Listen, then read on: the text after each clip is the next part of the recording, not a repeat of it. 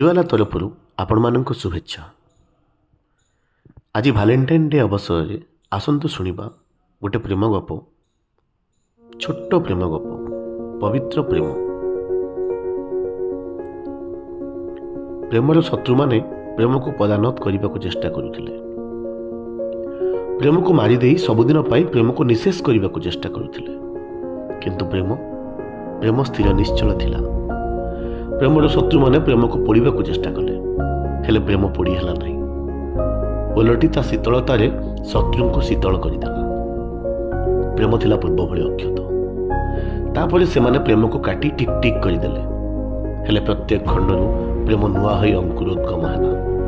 ଶତ୍ରୁମାନେ ପ୍ରେମକୁ ଗଭୀର ପାଣିରେ ଭସେଇ ଦେଲେ, ହେଲେ ପ୍ରେମ ପାଣିରେ ବୁଡ଼ିଯିବା ପରିବର୍ତ୍ତେ ସ୍ୱଚ୍ଛ ଝରଣାଟିଏ ହୋଇ ତା ସୁଶୀତଳ ଜଳରେ ସମସ୍ତଙ୍କୁ ଭିଜେଇ ଦେଲା।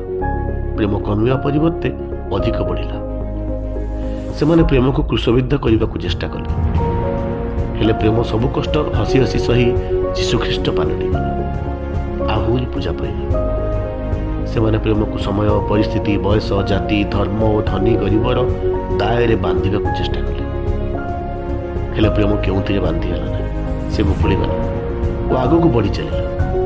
ପ୍ରେମର ମଳୟ ସମସ୍ତଙ୍କୁ ଛୁଇଁଗଲା। ତଥାପି ବି ପ୍ରେମକୁ ବାନ୍ଧିବା ପାଇଁ, ଅଟକାଇବା ପାଇଁ ଚାଲିଛି ଅନେକ ଚେଷ୍ଟା। ହେଲେ ଏବେ ବି ପ୍ରେମ ତା ପବିତ୍ରତାର ଶୀତଳ ସ୍ପର୍ଶରେ ଓତପ୍ରୋତ କରି ଚାଲିଛି ସମସ୍ତ।